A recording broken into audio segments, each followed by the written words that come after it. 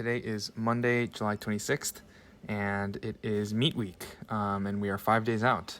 And so today I hit my openers for 3 singles, and they went pretty well.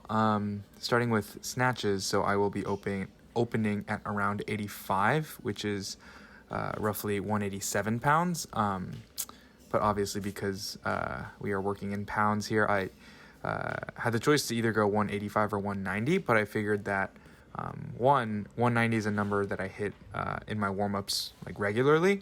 So it's like a number I'm used to jumping to after 175. But I also felt that like being able to hit a few pounds more than what I'll actually be opening at, if I can hit them well, I'll feel even more confident for the actual opener at 85. So I actually hit 4 singles at 190 because I missed my third one, and so I could have just sort of moved on and just said that those were my 3 tries, but I figured it might be a valuable experience to like go through what it might feel like to have to follow myself. And so after I missed that, I basically just gave myself 2 minutes to get back and do it again, and I did somewhat like already feel the pressure of that, even though it's like it's not even the meet. It's just sort of for practice, but I think it made for good practice, and it also made me feel better that I was able to come back after 2 minutes and make it. And so I made the 3 out of the 4 lifts, with the third one being the only miss. And the first one that I did that immediately followed my last warm-up at 175 was the most solid one, and so that made me feel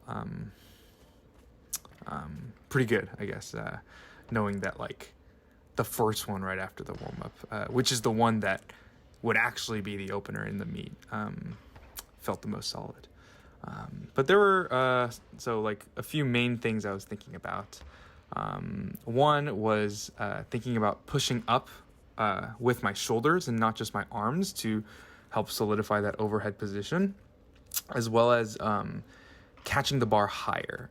And so you'll see in this next warm-up, the first hang snatch is pretty solid, but this second rep is not so good.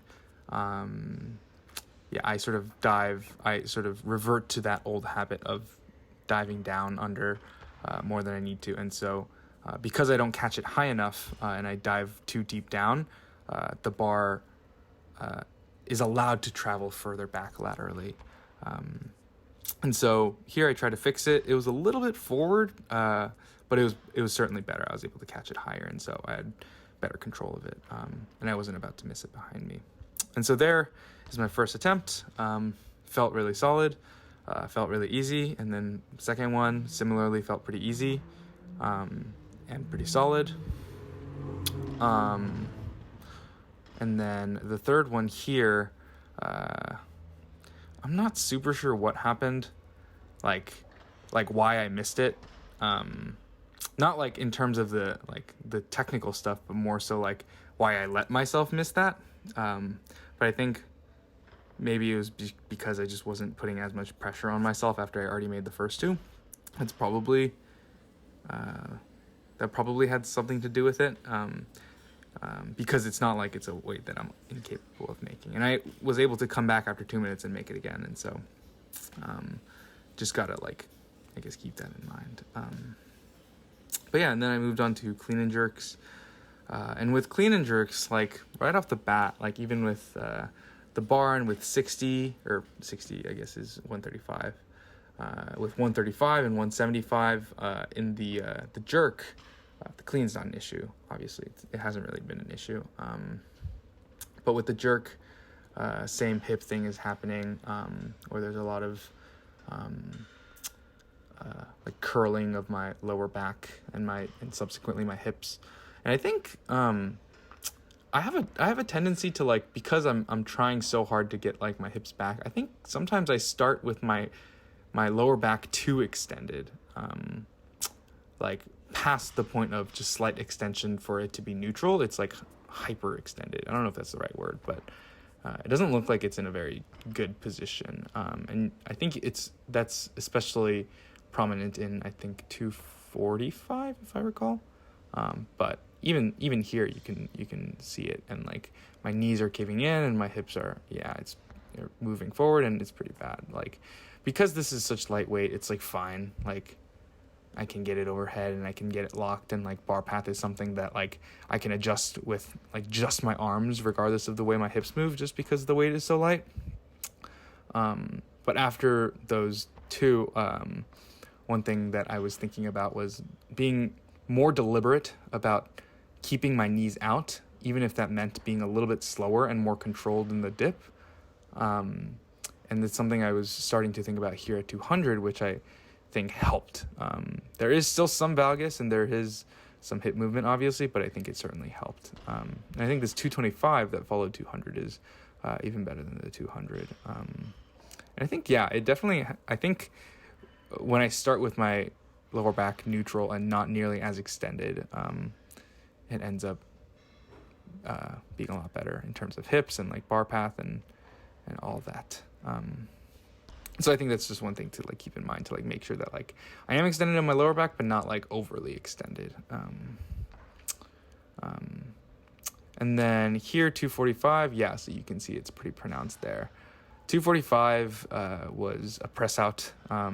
It definitely didn't feel very solid, and Aaron was like, that's a press out. And I think that so 255, the one that followed, it was better, and it was I don't think it was a press out. It felt pretty solid, and this was definitely my most solid one, because the two singles that followed, I didn't like fail them or anything, as in like I was able to stand it up and keep it overhead, but I think both that followed were both pretty sketchy in terms of the elbows. And I think obviously what would be ideal would be for my hips to not move laterally at all and allow me to have the bar path be straight just with my legs. But obviously that's an issue that we've been trying to fix for a long time, so it's not just going to fix itself magically. So although that would be ideal, because it's probably unlikely to happen within the course of a day, I think what would help here is just pushing back with my arms a little bit. I think that would help with the bar path, but would also just help me engage my arms better to like help lock it out. And so there it definitely moved forward. And like I was told by Aaron to think about pushing back with my arms for that third jerk, but I think because we were trying to sort of emulate the amount of time we would have between attempts, I was sort of a little too focused on the time that I wasn't really able to let myself like focus on it very well. But I do think that had I been able to like execute that properly, it would have helped a lot. Because for me, like just it being in a slightly better position overhead, which is sort of determined by that bar path trajectory, even just a little bit in the right position helps tremendously in terms of like helping me feel stable overhead. But anyway, so I think those are the main points that I have to think about for the next 2 days, and then obviously Saturday. And then afterwards I moved on to just like really, really light, really just focusing on speed. These 3 sets of 2 on front squat at 225, really light stuff. And then overhead holds with just a dumbbell. And that was the day. Pretty solid day. I think I feel pretty confident. I'm really not worried about these openers. Like I'm confident that even if I happen to miss them once, I'll be able to like come back and hit it again. And so feeling pretty confident. So we'll see how the rest of the week goes.